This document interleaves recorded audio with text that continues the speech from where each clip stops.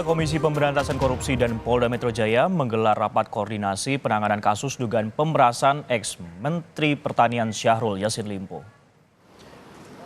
Rapat digelar dengan agenda terkait tindak lanjut permohonan perkara Akuo yang saat ini ditangani penyidik gabungan Polri. Sebagai langkah awal dilakukan rapat koordinasi dan diskusi mengenai kasus itu antara pihak kepolisian dengan KPK. Rapat sempat tertunda dan hari ini baru dapat terlaksana.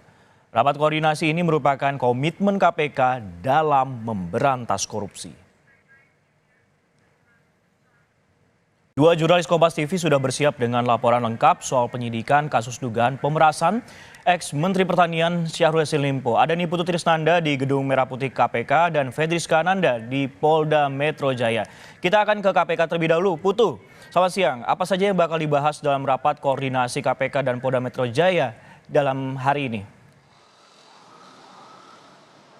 Ya, sebetulnya rapatnya sudah selesai, Francisco dan juga saudara, tadi dimulai pada pukul 9.00 waktu Indonesia bagian Barat, kemudian selesai kurang lebih memasuki pukul 11.00 waktu Indonesia bagian Barat. Ada beberapa hal yang tadi disampaikan, sebetulnya apa yang dilakukan pada hari ini fokusnya adalah terkait dengan koordinasi antara KPK dan juga penyidik Polda Metro Jaya untuk kasus-kasus korupsi yang ditangani, baik itu yang ada di KPK ataupun yang ada di Polda Metro Jaya.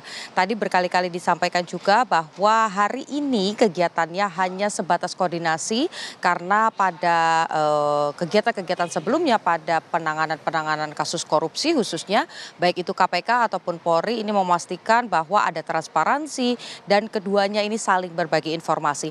Lebih lengkapnya lagi, Sisko dan juga saudara, berikut pernyataan dari Kombes Ade Safri di Reskrim Sus Polda Metro Jaya. Bahwa agenda pada pagi hari ini dari Deputi Korsup KPK RI dan penyidik gabungan di Reskrim Sus Polda Metro Jaya dan di Tipikor Barreskrim Polri hadir di sini dari Wadir Tipikor Barreskrim Polri bahwa terkait dengan tindak lanjut dari pengajuan permohonan supervisi penanganan perkara Akuo yang saat ini sedang dilakukan oleh penyidik gabungan Polda Metro Jaya dan di Tipikor Barreskrim Polri. Sebagai langkah awal untuk menuju ke sana, pagi ini dilakukan rapat koordinasi dan dengar pendapat antara penyidik dengan Kedeputian Korsup KPK RI. Jadi sejauh ini Sisko dan juga saudara, kalau berdasarkan pernyataan yang disampaikan baik itu oleh pihak KPK ataupun juga Polda Metro Jaya, memang tidak ada kendala yang kemudian dihadapi baik itu oleh penyidik di internal KPK ataupun juga di internal Polda Metro Jaya terkait dengan penanganan kasus karena ada kerjasama yang solid katanya di antara keduanya. Tadi juga disampaikan bahwa permintaan supervisi ataupun juga rapat dengar pada hari ini sebetulnya sudah dilayangkan oleh Polda Metro Jaya sejak tanggal 11 Oktober 2023, tetapi karena memang ada waktu-waktu yang kemudian tidak pas, akhirnya diundur sampai dengan dilaksanakan pada hari ini. Sisko. Baik, rapat koordinasi juga sudah dilakukan antara KPK dan Polda Metro Jaya dan fokusnya tadi seperti yang Anda sebutkan adalah koordinasi. Nah, yang juga cukup menarik sebenarnya seperti ini, Putu. Firly kan berkali-kali mangkir, alasannya soal jadwalnya sebagai pimpinan KPK. Apakah ini juga dibahas kalau agenda pemeriksaan kasus dugaan pemerasan ex-Mentan bakal diprioritaskan? Ya, secara langsung memang tidak dibahas sebetulnya, Sisko, tadi tidak di-highlight oleh pihak dari Polda Metro Jaya ya, penyidik dari Polda Metro Jaya dalam hal ini adalah di Reskrim Sus Polda Metro Jaya, Kombes Ade Safri, karena memang kalau yang tadi dibahas ini seluruh kasus yang tengah ditangani oleh Polda Metro Jaya yang kaitannya ada tindak pidana korupsinya.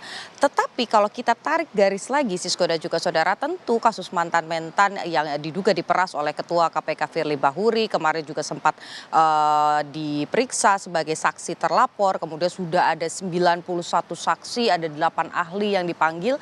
Tentu ini menjadi salah satu pembahasan kalau kita dengarkan dengan cermat apa yang disampaikan oleh Ade Safri tadi. Tetapi yang kemudian menjadi fokusnya dalam hal ini kalau tadi yang disampaikan adalah tadi saya berkali-kali bertanya, apakah kemudian supervisi ini bukan hanya terkait dengan transparansi tetapi juga antisipasi adanya intervensi.